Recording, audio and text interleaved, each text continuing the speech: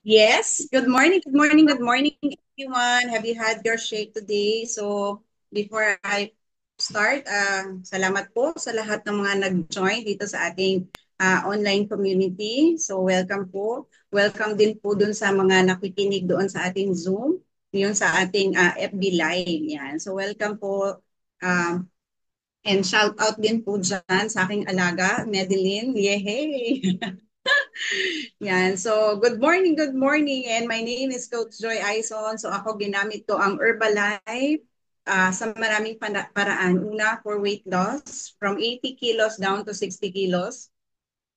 Ginamit ko rin siya for my prenatal nutrition, ginamit ko for my recovery, and now I'm using Herbalife Nutrition for my healthy aging. Kasi ang goal ko, dapat pag-reach ko ng 60 years old, wala akong mga aray-aray o wala akong mga any medications. No? Ang favorite product ko, Aloe Tea Shake with PPP. Lalo na ngayon, ang paborito kong beverages is yung pinaghalong aloe tea, active fiber, at saka Imulip. So napakasarap siya, no? So during the day, sa hapon or sa tanghali, yan ang gawin nating hydration drink. So napakasarap din yan. And ang background ko, I work in a manufacturing company, multitask ang trabaho.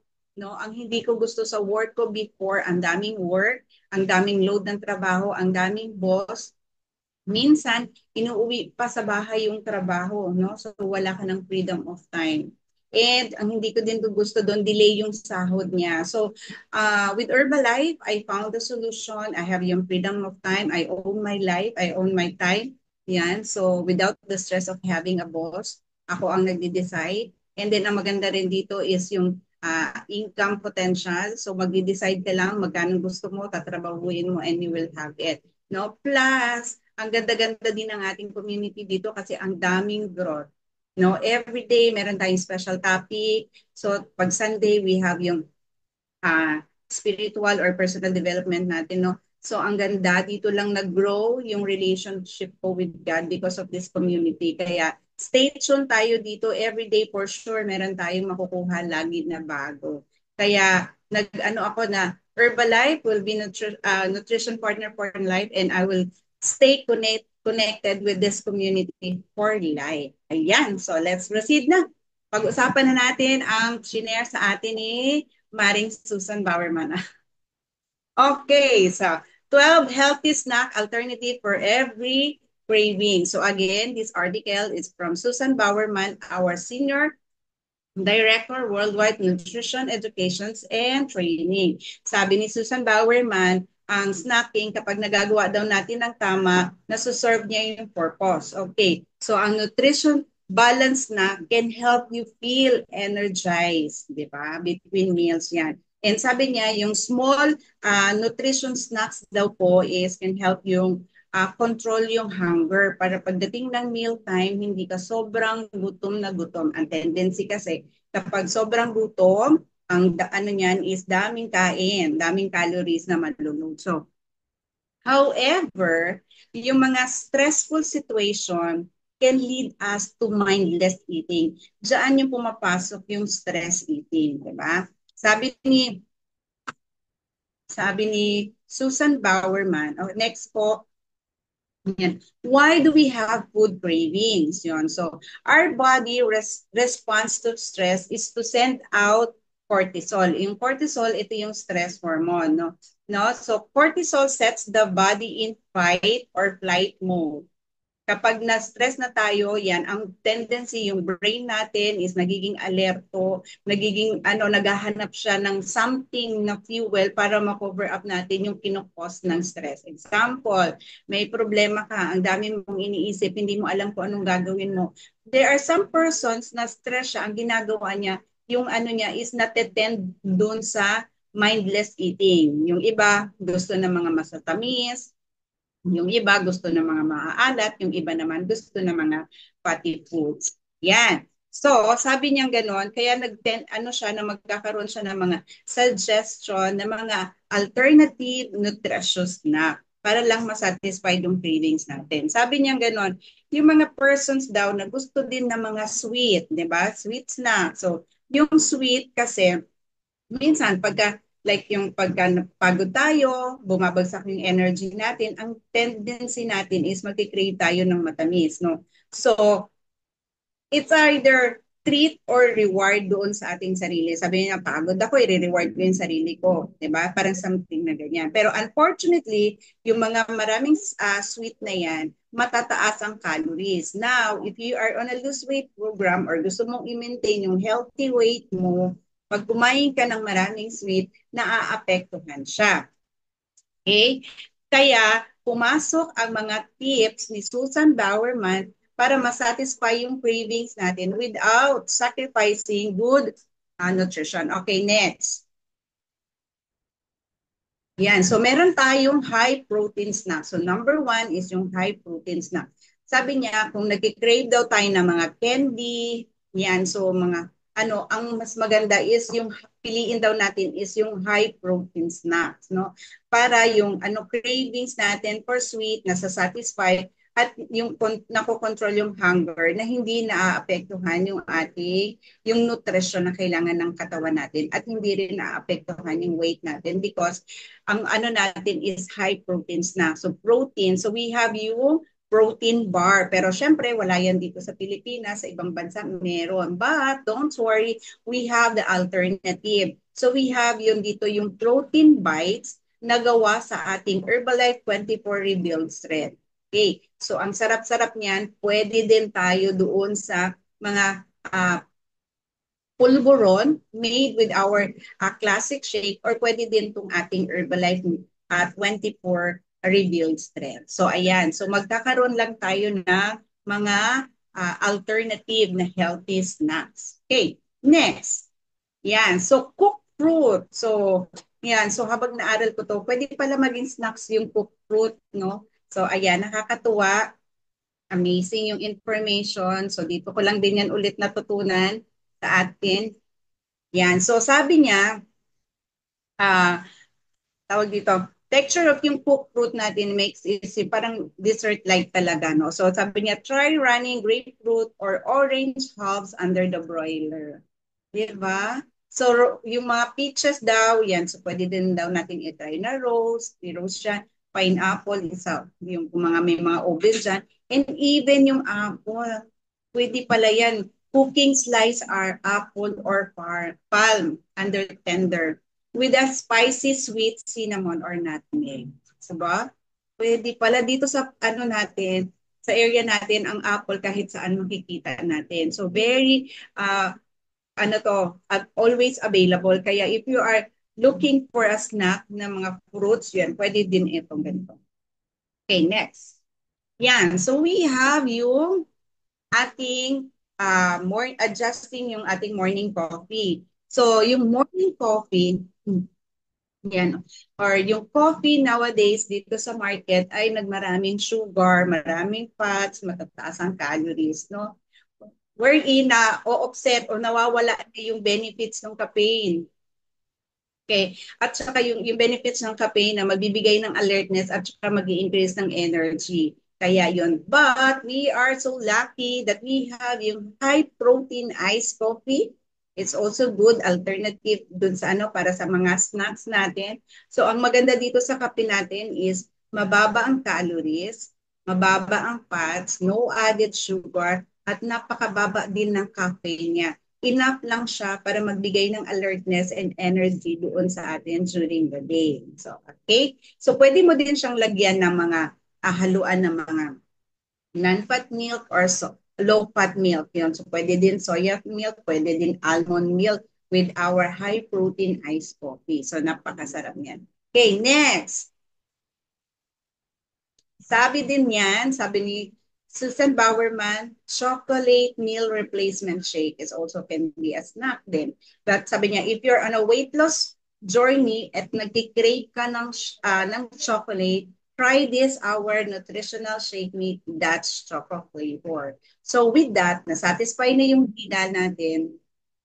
Tapos, nasatisfy na yung dila, na-nourish pa yung cells natin while yung having this our chocolate replacement shake. Okay, next. Yan. So, if you are craving for a creamy snack, sabi niya yung mga medyo parang tipong mga melted ice cream. Yan. Sabi niya, ni Susan Bowerman, try daw natin yung yogurt. Plain yogurt. Yun. Tapos, i-mix daw natin with honey or yung maple syrup and top with the fresh fruit. So, napakasarap niyan. Yan. So, yung iba meron ng ano, inahalo din yan minsan sa shake. Pwede din po. Yan. So ang maganda din dun sa ating yogurt, maganda to promote yung healthy gut microbiome. So talagang healthy yung mga suggestion ni Susan Bauer. Okay, next. We have yung frozen bananas. O di ba? So ang bananas dito sa atin is available kahit saan. So ang maganda dyan, kung hindi ka mag-stock niyan, tapos balatan mo lang, i-wrap mo, ilagay mo sa freezer. Every time na nag-crave ka ng something na mangunguya, pwede mo siyang kunin. And then, or gusto mo siyang, pwede mo din siyang ihalo din sa shake na na-frozen na siya. So napakasarap na parang din siyang melted ice cream. And pwede din other fruits, not only banana. So pwede din siyang, pwede din i-froze yung ibang fruits like yung mga berries, yung mga ganyan siya. So alternative din siya for mga healthy snacking. Okay, next. Yan. We have this low-fat ricotta cheese. O sabi niya din, blend with a little fruit and a dash of sweetener for a pudding-like treat with some hunger-boosting protein. Ayan siya, di ba? So, ang maganda dito sa low-fat ricotta cheese is high in protein din pala siya in calcium. Nakasupport dun sa ating bone at saka sa muscle health natin. So, see? Di ba? Ito na, kumain ka na, nasuportahan pa yung ibang parts ng ano natin ng nutrition. Okay, another thing, yan. So, yung ating chia pudding. Okay, so dito, ano na to sa atin. So, type niyo po dyan sa chat box, sino po yung nakapag-try ng ating mga chia pudding. So, with this, sabi niya dito, yung teaspoon ng chia seeds with half cup of vanilla soy milk. And then, let's stand for 10 minutes until it start to thicken, then top with the fresh fruit. So, sa atin, mga ano is, ang ginagawa natin, di ba, meron tayong ina-add dyan, yung ating favorite flavor na nutritional shake mix. Di ba, nilalagyan natin yan 2 tablespoon ng shake na paborito mo. Tapos, iyan mo, minsan nilalagay pa natin yan sa ref para sobrang talaga niyang sarap. And kapag kakainin na natin, yan, tsaka tayo maglalagay ng mga fruits na favorite natin doon on top. Yan. So, andyan yung benefits ng chia seeds. So, maganda siya for digestion. Yan. So, it's a healthy fats. Yan. Kaya madami ka din talagang makukuha ng nutrition on this snacks na ito. Okay. So, next. Yan. So if ikaw naman yung nagkikrave ng crunchy or savory snack, yung mga medyo maalat dyan, parang ano, yan. So meron tayong jerky. Sabi niya to, ito yung mga lean meat na that is salted and dried into a chewy high protein snack. So imagine niyo, 'di ba? Lean meat. So pwede rin tong fish, pwede rin tong chicken. Depend. Pwede rin to sa mga meron din ang version ng mga vegetarian o vegan version po. So ayan, meron siya. So masarap siya. Okay, next. Yan. So we have yung cottage cheese dip. O, di ba? So, non-fat or low-fat, i-ano natin dun sa cottage cheese. Tapos, iyan yung ipang-dip natin dun sa mga fresh na vegetable or fresh na tawag dito, yung mga crunchy vegetable. Tapos, yung mga meron dyan o yung crackers. Yan, so i-dip lang natin. So ang ganda din dito sa cottage cheese kasi it's rich in protein. So pansinin nyo lahat ng mga binigay ni Susan Bowerman ay mga snacks na mataas ang protein. Okay, so ayan siya. So kung yung mga mahilig dyan sa cottage cheese, pwede. And we have yung kale chips. So, ang sabi nito, part of the cabbage, no? Kapareho lang din ng spinach, yung ganyan. So, andyan yung procedure, paano mo siya gagawin, no? Pero, ang ano din is, yung kale, ano din siya, meron din pala din siyang, tawag dito, protein. So, ang protein, dito naman sa atin, yung kale, meron din tayo ditong ano, di ba? Yung kangkong chips, di ba?